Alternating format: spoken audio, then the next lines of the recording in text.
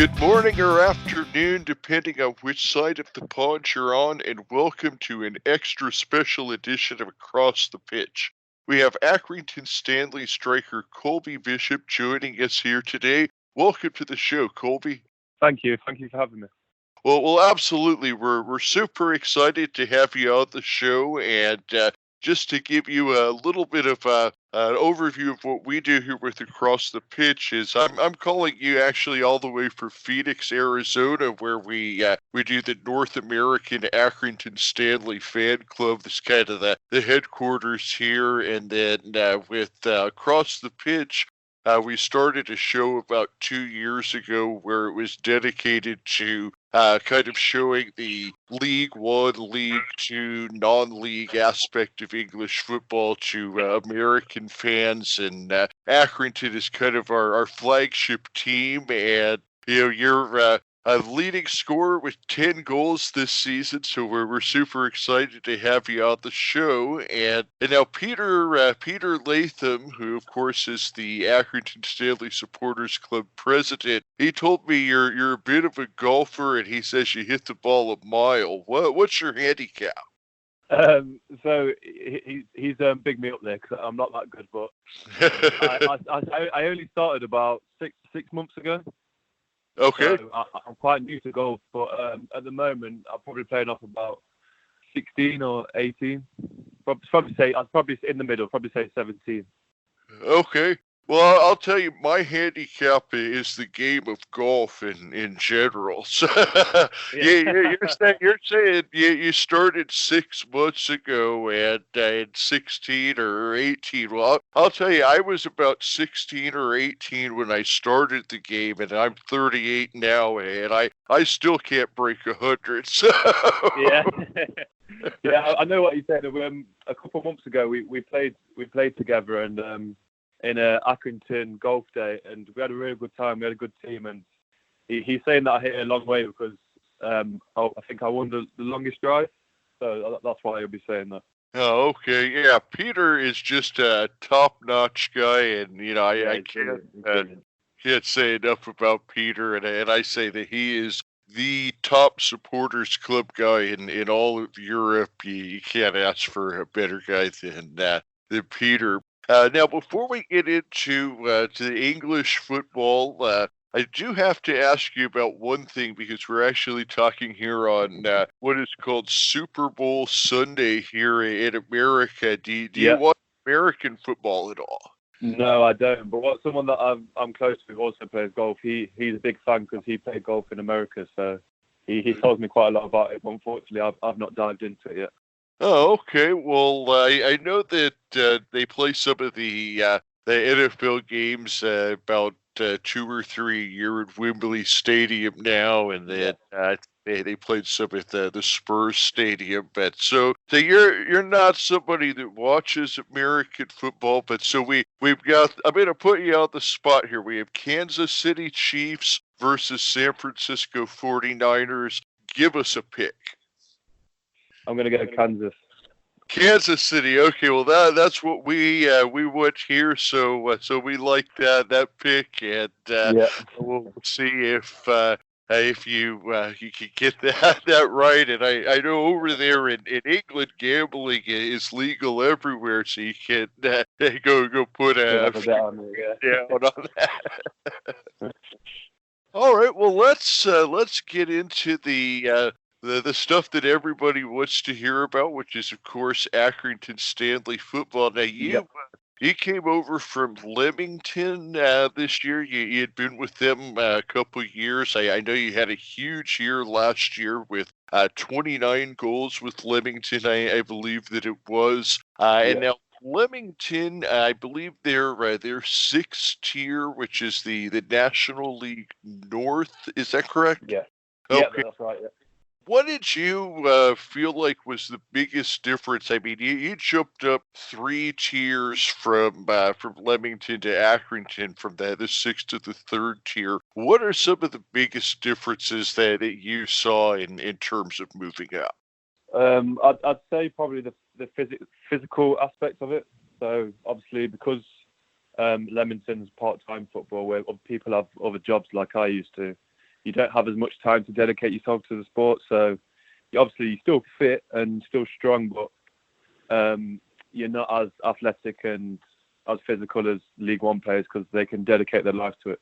Oh, well, that makes sense because with, when you're playing in the sixth tier, you're out having to work 9 to 5 and then come into training as opposed to training all day. Now, one of the things that, since we are an American-based show here, one of the things we kind of like to do is talk a little bit about places in England that folks over here might not be familiar with, and Leamington was one of those for me. Now, from what I saw here, it's about 150 miles south of Accrington. It's kind of halfway in between Oxford and Derby is kind of where I would say it looked like it was on the map. Yeah, it's about 30 minutes away from Birmingham. Okay. And about 20 minutes between. I'd say it's between Birmingham and Coventry. It's in a county called Warwickshire. Okay, and I noticed that it's called Royal Leamington Spa is the full name. I love that name. It sounds like a very regal kind of place. It's a lovely place. It's a small town, but if you go into the town, it's a beautiful place to look at. It's very it's very white and it's old buildings, and it's not something you see all the time. So it's a very nice place to visit. Well, absolutely. I was looking at some pictures, and it just does look like a nice town there. And so, what's the biggest difference between living in Leamington and living in Lancashire? So I didn't actually live in Leamington. So I live in a place called Nottingham. I don't know if you ever heard it. It's where Robin Hood's from. Oh yeah, yeah. Now that's what we're known for. Yeah. With Notts County, right? Yeah. So I'm originally from Nottingham. I still have a house in Nottingham. That's where I am right now because it's a day off. Oh, okay. But I go to and from at the moment. So I live up in Liverpool near Accrington, 4 or 5 nights a week. But then I come back here at the weekend to Nottingham. Okay, well, that actually kind of brings up something interesting that we had on the show a couple of months ago, and being that you're from Nottingham, I think that you might be the guy to kind of give some insight on why this is such a big thing. We had Dimitar Evtumov on the show a few months ago. And in my little show notes in the write-off, I got a little bit lazy and wrote Knott's Forest, and oh boy, did I get in trouble about that one. So no, people don't like that. What is it that it makes everybody so that Notts County is the only Notts, and you have to say the full Nottingham? What's the history behind that? I'm not sure what the history behind it is, but I just know that if you come to Nottingham and you say Notts Forest and Nottingham County, people are going to look at you in a funny way. You know, it's just it's always how it's been known. So, you know, people don't know any difference. So I think they take offence to it when it's their team being called wrong. Yeah, being from the U.S., these are the little idiosyncrasies that I get called out on sometimes, and I just remember that one from a few months ago. So, well, let's talk a little bit about the on-field stuff for Accrington now. Now, right now, of course, you are out with an injury. How long are you looking at before we could expect to see you back on the pitch, and how are things going with the training and all that? It's going well so far. It's so I've got something called grade 2 hamstring, which is normally about 4 to 6 weeks. It's been just over a week now, so hopefully in 2 to 3 weeks I should be back playing. Okay, so probably looking at maybe early March we could expect to see you back. Hopefully earlier than that. Hopefully I should be back for, I believe, the game on the 23rd or hopefully the 16th, depending on how it goes this month. Okay, well I actually think the 22nd is the game, because that's actually our next Accrington Stanley North America meetup party here is February 22nd. So So hopefully we'll see you back for that. Yeah, hopefully I should be back. I mean, I can't wait. I just want to get back now. It's not been the best of starts to the year, but hopefully I can have a bit better luck now. So now, like I mentioned earlier, you've put in 10 league goals, 11 total this season. What's the favorite goal of yours that you've scored with Accrington so far? Oh, that's a tough one. Favorite goal, I'd probably have to say that's a tough one. I'm sorry. No, because I'm not someone that scores any extravagant goals, so I'm trying to think of one that I could say. I'd probably say the header. I scored a header against Bolton, where Seamus Connolly crossed the ball, and it was quite a difficult header. It was near the edge of the box, and it went into the top corner. So I'd probably say that's the best goal that I've scored so far. Yeah, that Portsmouth, that was a great game, and you actually had a brace in that one, and you had 5 shots, 3 on target. You were all over the field on that game, and that was the thing, is you were really kind of starting to heat up before your injury. You'd had a couple of braces there in November and December. The other thing is that the team was really starting to kind of click offensively, and not only did you have your injury, but also Sean McConville has gone down, and of course he's going to be out for the whole season. However, I did see that yesterday it was announced that there was a couple of signings made. So I think that you guys maybe have added some pieces, and certainly once you get back, you're going to have some new guys in there to kind of help you up front. Dion Charles, he's heating up as well. So what do you think is the key for you guys down the stretch offensively?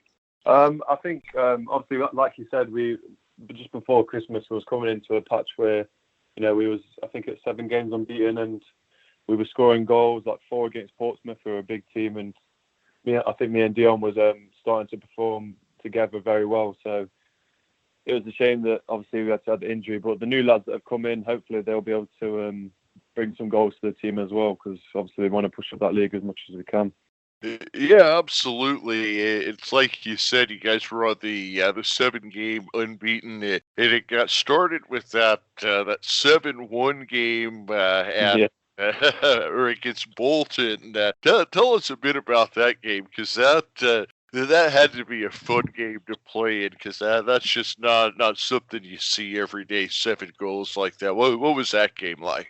Yeah, it was a crazy game, because obviously I think they scored in the 4th minute. Darren Murphy scored for them, and then obviously when that happens, you think sometimes, oh no, it's going to be one of them days. And then we ended up getting a goal back, and then we just ran riot from there. And I think they struggled because obviously they had a man sent off, but we just got completely controlled the game. And once you start controlling the game and you're comfortable, you know you can score whenever the team feels like it. So it's one of them games where you just really enjoy it, and you don't want it to end because you want to score as many as you can. Well, yeah, absolutely, and I could really tell that watching that game, and that was actually one of our meetups over here where we were all at the pub watching that one, and it was a great day all around, and like you said, it just seemed like for you guys that the goal seemed like it was twice its normal size, and then that, of course, was the first game of that 7-game unbeaten run. Do you feel like the confidence from that match kind of carried on and maybe propelled you on that run that you went on? Yeah, definitely. When you beat a team like that comfortably by 6 goals, and obviously I know they're not doing that well, but it's a big club, Bolton. Growing up, I've watched them play in the Premier League, and unfortunately now they're not doing as well. But when you beat a team like a club like that, 7-1, it's a big confidence booster. And I mean, that's like you said, I think that's why we went onto that run, because obviously the confidence built up from there.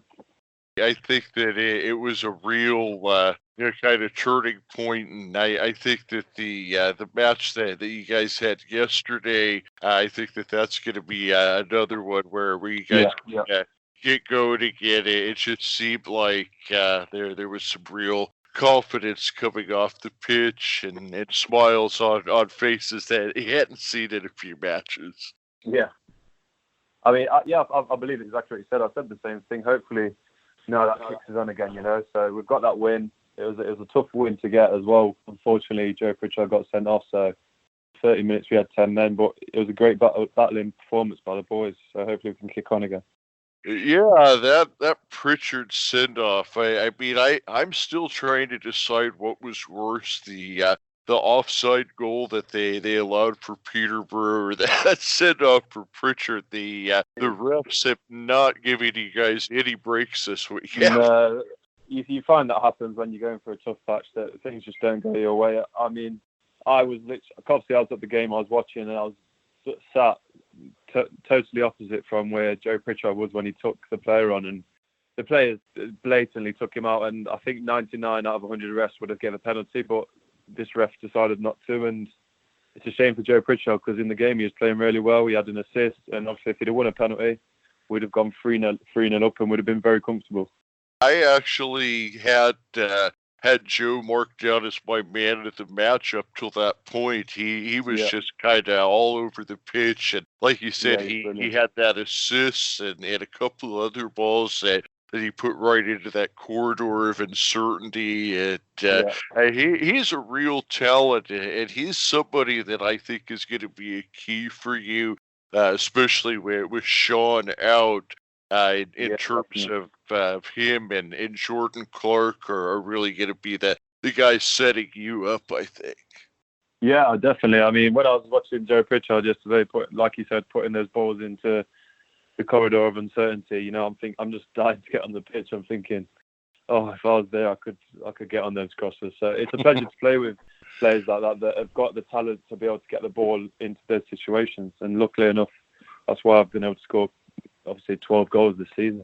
I really think that you guys kind of make an ideal combo because, like you said, those balls yesterday, it was almost like he had them on a string. The way that he weaved it through the defenders, and then you're one of those guys. There's certain players that just have a knack for getting into that right spot, like. Yeah. Take Harry Kane, for instance. He's not the fastest guy in the world, but he just always is in that right spot. And I see a lot of that in you where you just you kind of know where to get to that spot. Has that always been something kind of natural to you, or is that something where it's kind of through the years you've seen, okay, if the defenders here, I need to go there? And how does that come to be that you get to be so good at finding that spot?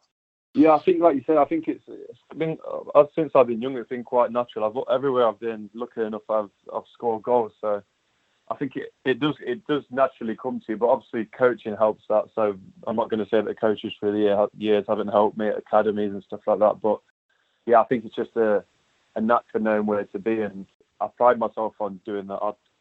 I'd take a 1 yard tap in over a 20-yard shot, to be honest with you, because a goal's a goal and you've got to be there to put them in. Well, absolutely, because I mean, a 20-yard shot, no matter how good you hit it, at the professional level, the goalkeepers are usually going to be able to stop those. But if you've gotten in the right spot to knock in that 1 yarder, then you've done your job, and that's what they call that big chance, if you will. A 20-yarder is never going to be considered a big chance. No, yeah, like you said, you'd rather that, a goal's a goal at the end of the day. That's what I always think, and no matter how they're going, if they're going off my back, if it hits me and goes in, a goal's a goal. You've got to be in the right place at the right time.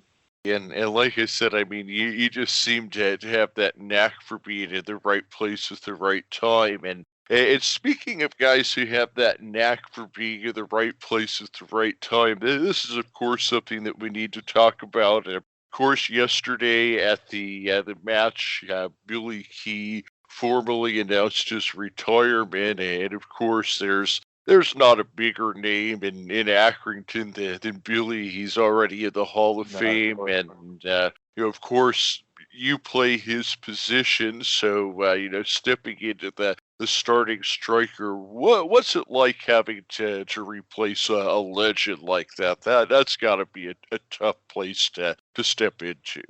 Yeah, I'd say it would be in some situations, but everyone at Accrington, obviously you've been there. It's a lovely club, and no one ever tries to put pressure on you. They just want to see you do well. So I've never felt too much pressure from it. But obviously, Billy's had an amazing career. It's such a shame that it's got to stop here, but he's had an amazing career. He's been a natural goal scorer since he started. So, as I said, it's a shame, but he can look back on his career now, and Accrington fans are always going to love him. You could tell yesterday the love that they have for him is crazy. So it was nice to see him with the fans and the emotions, and hopefully now he can settle down and get healthier. Yeah, I mean, he's a guy that's just been Mr. Accrington Stanley, if you will, and it was just so good to see him out there yesterday and with a smile on his face, and it's just a situation that's so much bigger than football, and that's like you said, I think that all anybody wants to see is Billy healthy, because he has just meant so much to the town and the club, and as an American, I can't even imagine what he means to a place like Accrington. I'm just looking at it from a distance. It's not even the fans, So I've never met Billy before. I've heard great things about him, and yesterday was the first time I've ever met him in the change room, and you could just tell by as soon as he walked into the change room how he affects everyone in the change room and what a top character he is. So it's a shame. I'd have liked to play with him, so it's a shame in that sense. But obviously, like you said, his health and his family come before football, unfortunately. But that's how it should be, That's more important. But he's done his job at Accrington. He's scored goals. He's always going to be a fan favourite. So well done to him. I personally just finally became able to start watching the games through iFollow last season. So I of course got to see Billy play on iFollow last season, but I did not unfortunately get to see any of the great moments with the League Two title or anything like that. That was a little before I was able to start streaming the games. But yeah, I mean, like you said, I mean, he's already a Hall of Famer, and he was a guy that he'd go and have a pint in the pub with the fans after he scored in the game, and he's a legend, and great to see you doing well, Billy. Yeah, definitely. Obviously, we all wish him all the best, and hopefully he has a happy life. Looking at the rest of the season here for Accrington Stanley, now things have definitely been up and down for you, where you guys kind of started a little bit slow and then had some better results, and then you got on that good run, and then you kind of had another slow run, and so right now you guys are sitting pretty safe of the relegation line. I believe right now you're 11 points clear of the relegation line and have I think 3 or 4 teams in between you in that. However, the sixth place playoff, that's kind of a little bit of a ways away for you. So looking at the season, what do you guys see as your goal right now? Are you guys still looking at trying to get into sixth and get into the playoffs, or maybe just looking for maybe like a top 10, top half of the table type finish? Have you guys set some goals as a club that way?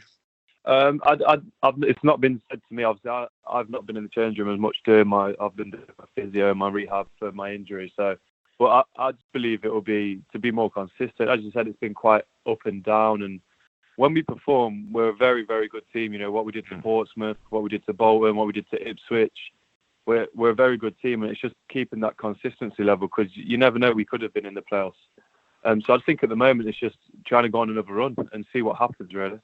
Well, absolutely, and that's exactly what I've seen with this club. Is like you said, you guys can play with anyone. Obviously, Ipswich, Portsmouth, any of the big clubs. And it's the losses to clubs like Southend and Rochdale that really come to bite you. And one thing that I would say is that Rochdale, they're kind of a local derby in a way, and they're a team that has kind of given Stanley some headaches over the past few years. Yeah. Or do you consider Rochdale to kind of be your biggest rival right now? I think it's obviously one of the closest places to Accrington. When the team's close to you, always, the fans always want to beat them because they'll be going to work with people that support the other team, and you always want bragging rights, don't you? So, unfortunately, this year we didn't turn up against Rochdale, and it's such a shame, because I believe we definitely had enough to beat them. So, obviously, if we're both in there next year, we need to beat them because this year against them we've not been good enough. Yeah, I mean, it just seems like in those local matchups, you can kind of throw the table standings out of Yeah. it, and Rochdale just seems to kind of be that one club that's given you guys some trouble over the past few years. But let me kind of circle back and ask you a little bit more about your career before Stanley. I mean, you're only 23, but you played in a number of places before Leamington. You played with Boston United. You also played with Worcester City, Gloucester City. So tell me, what are some of your favorite places that you've played at besides Accrington in your career so far? So growing up as a young lad, at 7 years old, I went to Colby Academy, and I was there till I was 15, and I loved every minute of that. It was a great experience, and obviously that's helped mould me into the player that I've become now. Some of the favourite places I've played, obviously Leamington was brilliant. I had ups and downs there. For example, the season that I did score the 29 goals, I missed 3.5 months of that season due to an injury that I received. I tore my ACL, which I was up 7 or 8 months. So I'd probably say Leamington is one of my favourite places that I've been at. But also Notts County, that's where I made my professional debut, and my dad's a big Notts County fan, so that was a proud moment for my family.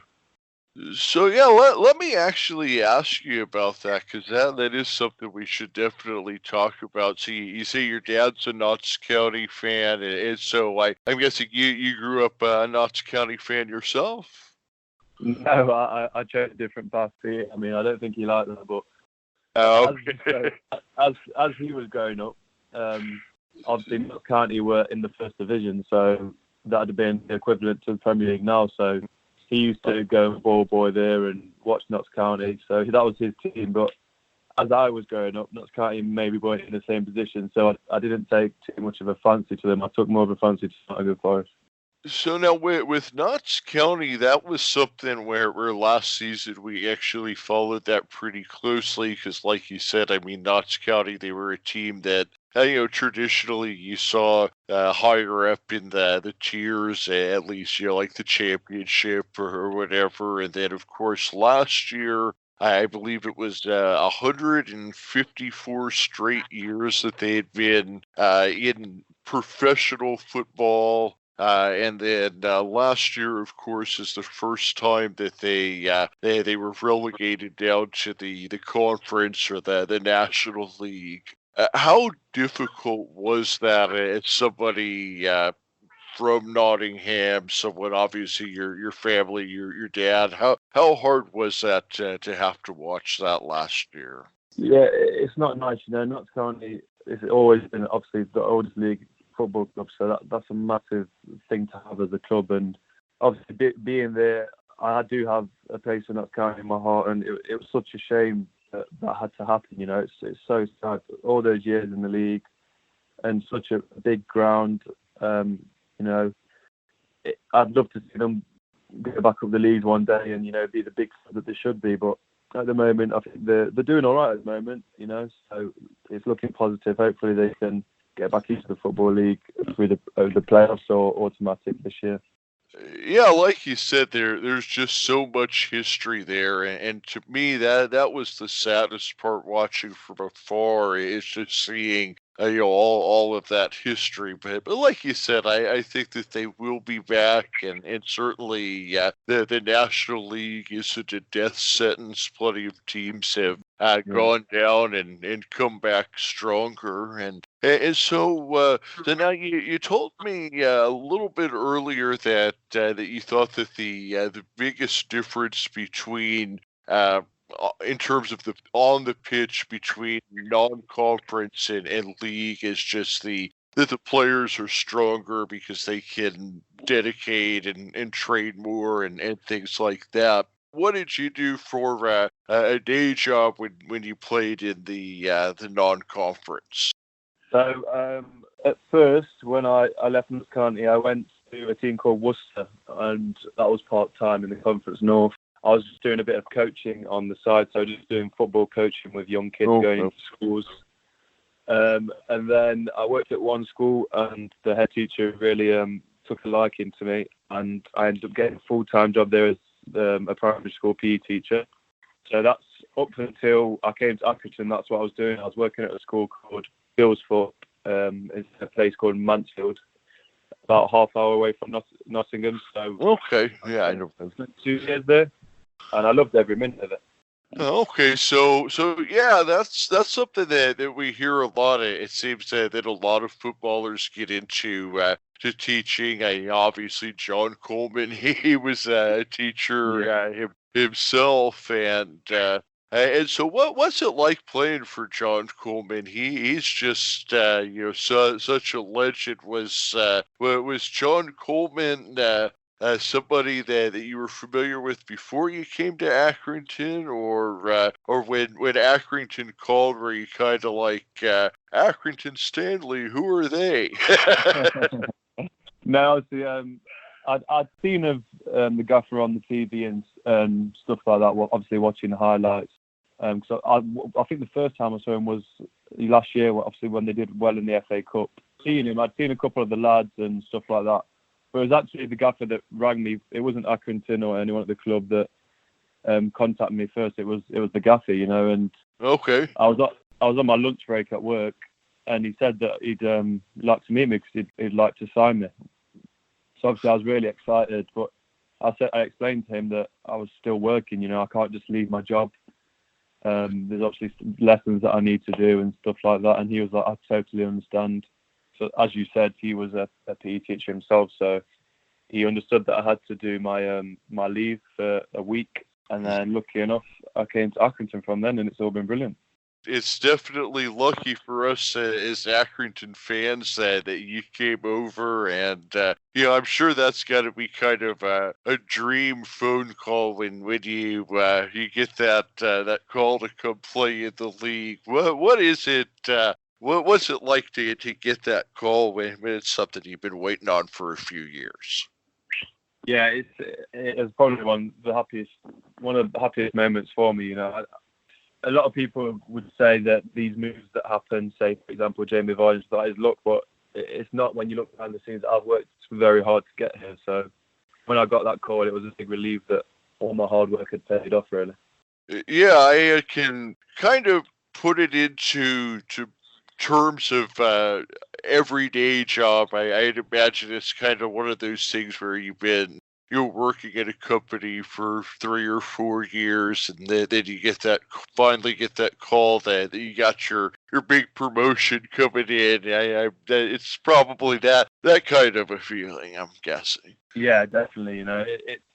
I was delighted to find out, and obviously when I went and told my family and my girlfriend and stuff like that, they were so happy for me because they've seen what. I've been through the ups and downs. I've had 2 8-month injuries, and I'm only 23, and been able to fight back from it and get to this stage now. So hopefully I can kick on even further. Yeah, I have to imagine that injuries are probably the toughest part of the game, and not being able to be out there. And let me ask you this. So, I mean, when you are, having an injury like right now, what's more difficult, the actual rehab of the injury or just mentally not being able to be out there? What's harder for you as a player when you do have an injury? Is it the mentally of not being able to be out there, or just the physical toll of the rehab? Because I definitely I've heard players say that both of those things are really difficult. Yeah, it's hard when other lads are going to training or they're coming back and they're all having a joke about what happened in training and you've had to go to the gym. It's not the easiest, but I just see it as I'm working towards something when I'm in the gym. Sometimes you're going to get injuries and you've just got to work harder to better yourself. But I'd probably say the hardest thing is going to the games on a Saturday. I love going to watch them, but it's hard when you're watching a team that you think, I should be playing today, but because of this injury, I'm not. Yeah, I can definitely imagine that, because the injury and the rehab process, I mean, that's physical pain. That's one thing. But not being able to be out there, that's something where you feel helpless. Where, like you said, with the rehab, you're just like, hey, I can work harder. I can do something about this. Not being able to be out there, that's where you feel like, I can't be out there. So I could definitely understand that. But we're looking forward to seeing you back soon, and we know that you're working hard at the training facility to get back. And do you look at Accrington as a place that you want to stay at long term, or are you planning to spend a few more seasons at the Wham? Well, yeah, I've still got another couple of years on my contract, so. Fantastic. It's a place that I'm doing well at now, and it's a place that I'm comfortable at. So I'd love to stay here, and score more goals and see Accrington do better than what we are now. We'd love to see you around, and hopefully, see you go into that Accrington Hall of Fame here one day. Yeah, hopefully, yeah. Hopefully it's for a lot of goals. I really appreciate all the time you've taken with me this morning, and I don't want to take up your whole Sunday afternoon, Yeah. but I did want to check and see, was there anything that I hadn't asked you about that you wanted to make sure we talk about, or anything that you wanted to promote or get a shout out in for, or anything like that? No, just obviously thank you to you guys for supporting us from such a long way away. It's when you hear stuff like that, and obviously it's like the other game the other day, we saw some French supporters, and it's just brilliant that a small place like Accrington is known to people like yourself, and that you promote it. Thank you very much for doing that. Well, thank you for coming on and taking time with us, and we love Accrington Stanley, and it's I would tell you, I'm a lifelong sports fan, and I watch all the American sports, and in addition to football, I even watch auto racing and everything. Yeah. I have never found a sports team that I feel like cares as much about having me as a fan as I care about being a fan. And that's one thing I've found with Accrington Stanley, is I feel like, like I said, Andy has been on the show before. I mean, what other sports owner is going to take an hour out of his day to call me up and talk about the team? It's a shame that more clubs aren't like that, because you should make a bond with fans and people around the club, and like you said, it builds a family atmosphere that everyone feels comfortable at and wants to come to. We just love it, and we can't do enough to try to spread the word over here. And like I said, we've got the North American Supporters Club that we've started. We also, with Across the Pitch, we also have a partner website that we work with, GhanaFootballNews.com, that's in Ghana. They've actually recently started an Accrington Supporters Club in Ghana, so we're trying to spread the word all around the world about what we consider to be the model football club for the whole world. Yeah, like you said, it's like I said earlier. Thank you for spreading the word. To see that a small place like Accrington is, known to people in America. It's just, and then that that we're watching our games and supporting us. It means a lot, and hopefully, I can get back on the pitch and repay you for your support. I really enjoy all of the time that you've taken with me, and I appreciate you coming on the show. And I'm hoping that we can do it again here before the end of the season, and catch up with you after you get back on the pitch. And I want to wish you all the best with your recovery, and hopefully we will see you back on February 22nd when we do our next big watch party here. Then. But before we wrap up, I did just have one other quick favor that I wanted to ask you. Is I've started something on Twitter here a few weeks ago where if I get 10,000 likes, I'm going to legally change my name to Stanley Accrington. So I'm at about I think I'm at about 1,020 likes. So if you could just give me a retweet on that, I'll tag you in it. But if you could just give me a retweet on that, because I really want to change my name to Stanley Accrington and show the ultimate gesture of support, if you will. If you tag me, I'll definitely retweet it. All right, well, you have a great rest of your season, and I'll be watching you on all I follow, and have a great afternoon. And I really enjoyed the chat, and we will have to do it again sometime. Yeah, that's fine. Thank you very much. Thanks so much. Have a great one.